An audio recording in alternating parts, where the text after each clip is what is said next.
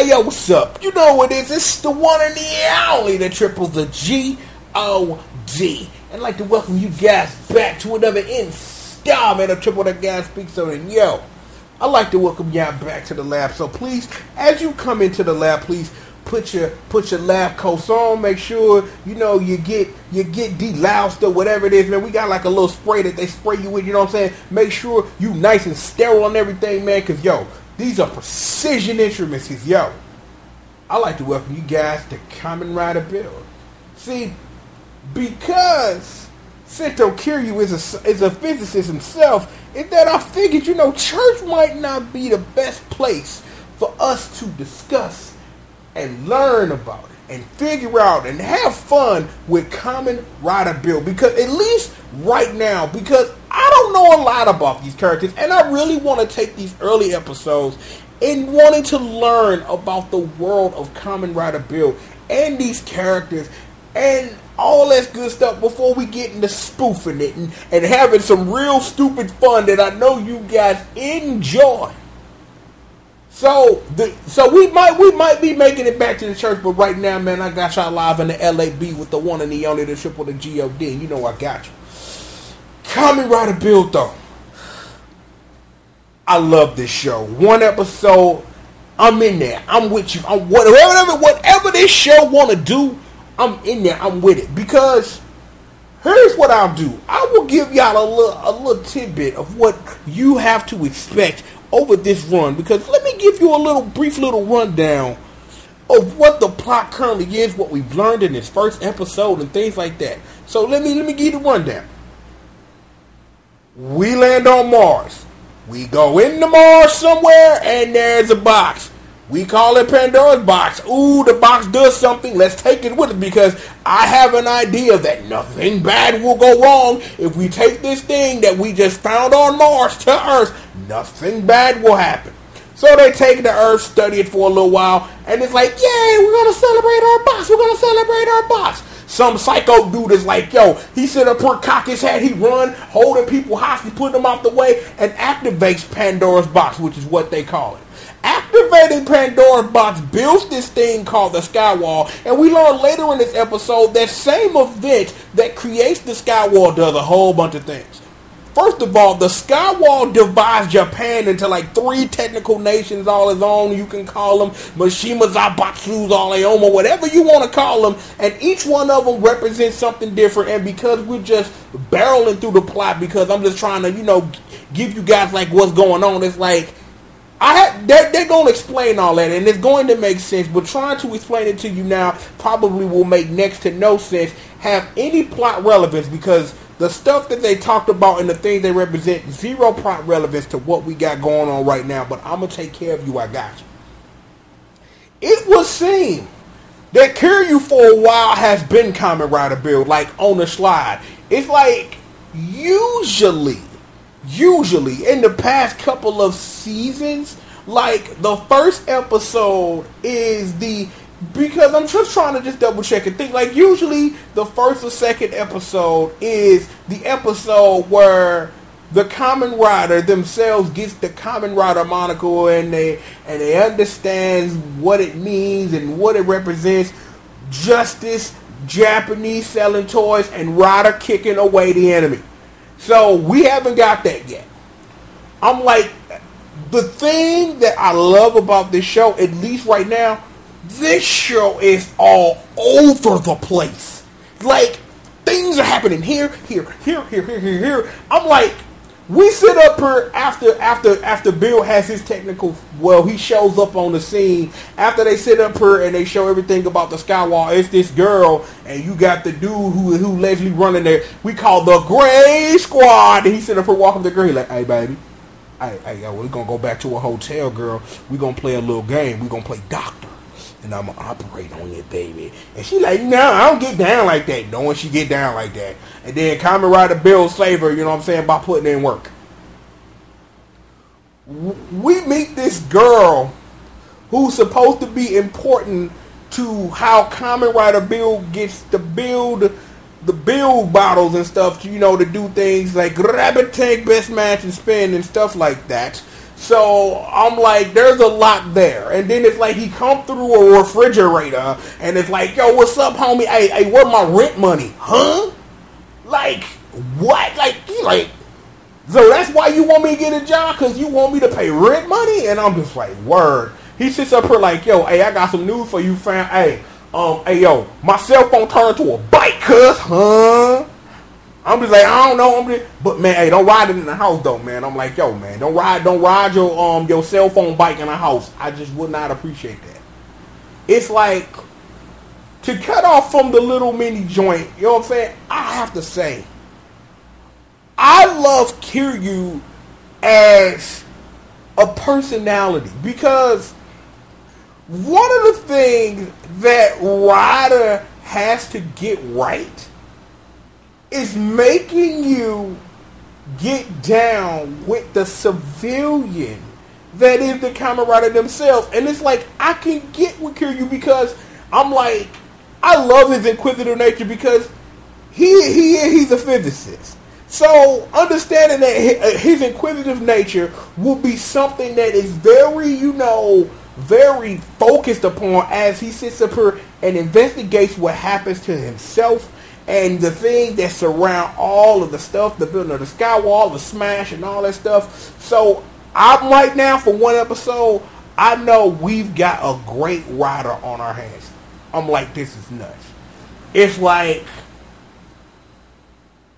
Bono, I'm like, I already know he gonna be your second or your third rider because of how they trying to flip it on you. Because Bill itself is really throwback to like a lot of stuff. It's like, I already, heard the comparisons, to like Double Word, because you need two things to transform like that.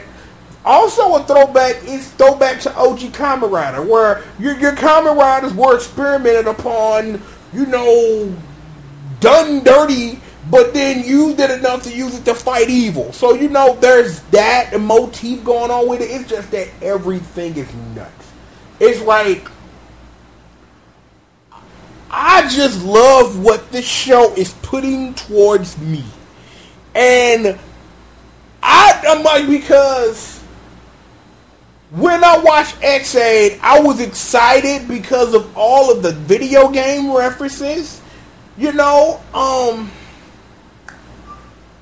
I'm just trying to, because I'm trying to sit up here and remember, like, the last time I felt like in one episode where, like, I got a show.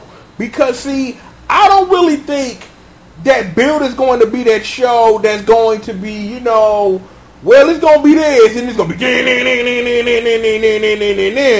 No, I really think that because Kamen Rider Build took a nice little minute of the show itself to set up what the plot was. Because the plot is what it is, the plot should never, like, deviate or be a bait and switch. So I don't really think this is going to be some Gam situation where, hey, we dancing around, we chilling with fake minds. Oh, wait, you know what I'm saying? Oh, the war for trying to build a planet with this hot chick, if you bite into this golden apple's a thing. So I don't really think it's that. I really think that because we have a complicated character that complement your complicated, insanely smart character with a plot you can follow that has no reason to deviate. Again, like I said, Bill Skywalker, divide Japan into 3 conglomerates. Everybody's a monster now. You know what I'm saying? Kiryu goes, transform, beats things up, absorb essence, can use it as a full bottle now. Okay. That is a plot I can get behind.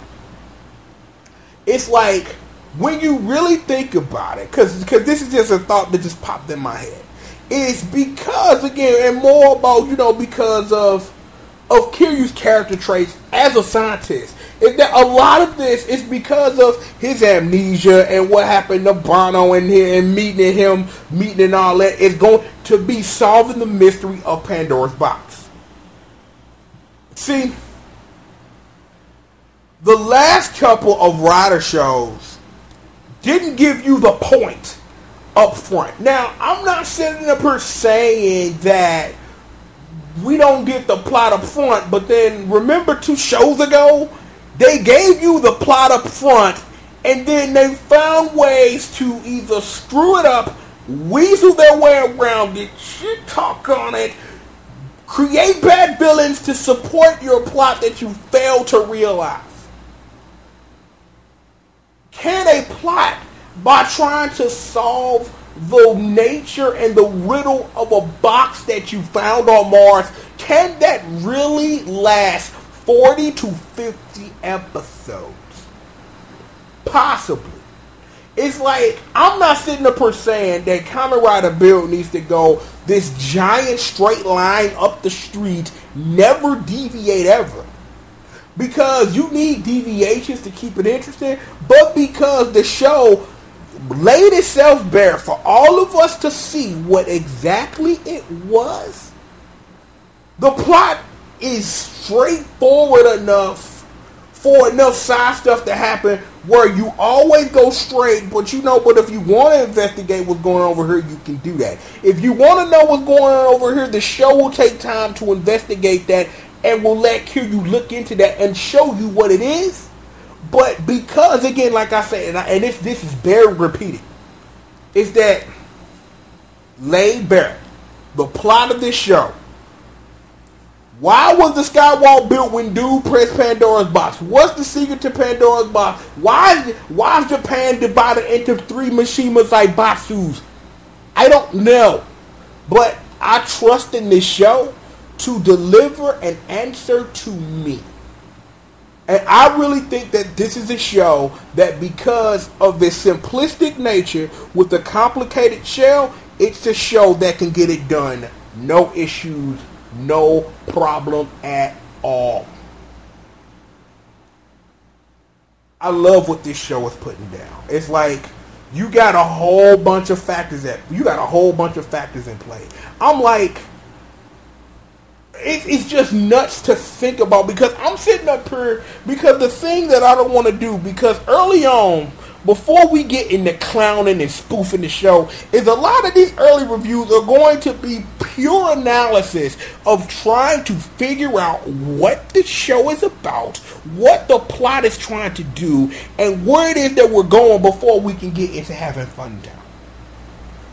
And it's really good, because as much as I have fun doing what I did for X8, it feels good to be able to watch the show and know the only thing I need to do is just analyze it. Nothing extra, nothing. Just, I want to analyze the show that I have a very strong feeling can deliver, and a show that I can enjoy, and a show that we can all gather and have fun and talk about and do without having to be some big giant spectacle, because I just want to have extended fun. So, for right now, let's just deal in just deep, thought-provoking analysis about the children's show that sells toys to children and also video games and assorted other related paraphernalia. How about that? I love what this is putting down. I love what this is putting down. I just wanted to let you know. This is going to be a good one. As long as the show can stay focused on the point, is that I'm sitting up here and I'm just thinking, because it's like the more and more I think about it, the more and more I just want to just get this out there, because it's important that, as I'm analyzing this as an analysis of the show is analyst, not analysis, whatever the hell I said, analyst of what Kamen Rider does. Is I sit up here, and something I should have mentioned earlier, but I didn't think about it till right now, is I don't know if this is a show that could really support a big giant change in direction. If what they want to do is they want to take like the first 10, 15, 20 episodes max to answer the question of what Pandora's box is this a show that can support answering your question with an answer, but then giving you a new question? I think that given this one episode, and this visualize my head, this is a show that can do answer for question, and then answer for question for answering the question until we get to the end. This is a show that can support that type of arc format. Give you little questions to answer to support your big question, but once you answer the big question, you get your answer, but it introduces a brand new, even bigger question than the question you just left. This is a show that can do it. You have a character and a supporting cast that can do it, because the supporting cast for this show is going to be big, because you have all of these different angles in which you have to look at this show through all these different eyes because of how many people are involved in this. It's going to be nuts. It's just going to be lots of, and I'm using this pun for real, smash cuts into, gray squad talking about this, and then pink squad talking about this, and then yellow squad talking about this, and going back and forth. Ooh, it's a rider fight now. So it's just going to be a lot of jumping around, trying to just jumble this plot and trying to fit it all together in the puzzle that is Kamen Rider Building Arcade. But yeah, I'm like, the simple non-analysis answer as a fan, that was my 23 minutes wasted? Nah. This is gonna be good. So if you was on the fence and you came here to listen to someone's opinion and you listened to it and you got to the end, the answer is, if you ain't watched it, this is gonna be good. I'm like, we got a great rider. We got a great rider and a great show, and this could do some work. If they play it just right, this could be a real good one.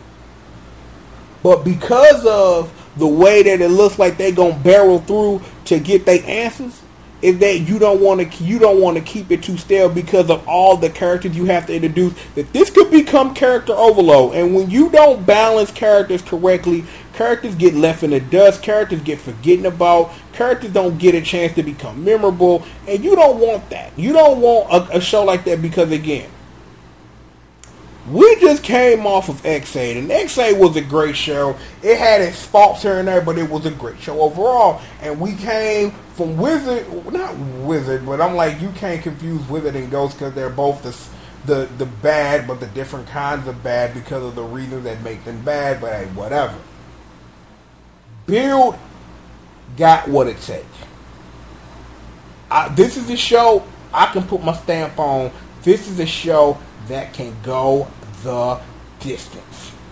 So just know, the one and the only, the triple, the G.O.D. and Kamen Rider Build, you can shake it up, spin it around, put it in and turn it, baby, because you know it's the best match. You better know what it is. So, we're going to go ahead and get it out of here, you know what I'm saying? Just going to be doing some catch-up work this week, you know what I'm saying, because of the holiday and all that old good stuff. So, be sure to stay tuned, stick around, all that good stuff and everything. So, with that being said, I'm going to go ahead and I'm going to get up out of here. So, for now, be ready when you come through to get sterile in your lab coats as we sit down and we analyze the show. And then, once I get into the flow of these characters and learning what to do and trying to figure out if spoof is best or is it just better being analyzed, I'll make that decision as we go. So we're going to go ahead and get up out of here. You know what it is. Oh, wait, I'm sorry. I forgot something very important. Very, very important. I didn't talk about Build's first fight. I'm like, when your rider kick finisher is wrapping your opponent in a formula, godlike. I'm like, I love his transformation. He sit up here, shake the bottles. It's like stuff come up and it come in and crash on him. I'm just like, yo. I'm like, this show is elaborate with it, and I'm just like, we got some good here. We got something good right here. I'm like, I don't believe I almost walked out of here and forgot to just quickly say about that first fight. I love that rider kick. And it's like they have varying ways to do dirt with that rider kick.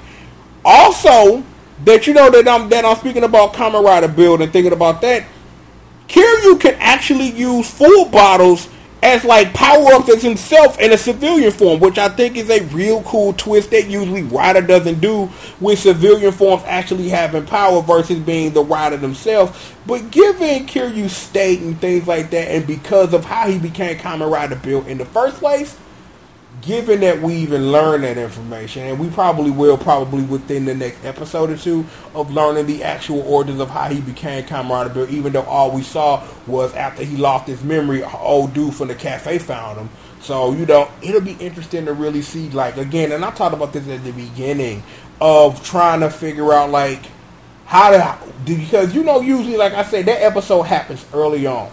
When the Rider gets the Kamen Rider, the Kamen Rider moniker of how they got it, why they got it, and the whole explanation of why it's important and why you are a hero of justice and you will rider slash punch kick things because that's what you gotta do.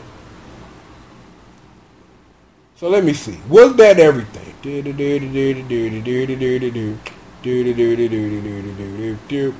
Complete. Actually, yes it is. That is everything. That is everything that I want to say. That's everything that I want to talk about. We in there like swimwear. Alright, man, let's go ahead and get up out of here. You know what I'm saying? You know what it is. The one and the only, the triple, the G.O.D. I'd like to thank you for joining me in the LAB for another installment of Triple the Guy Speaks On. And with that being said, best match!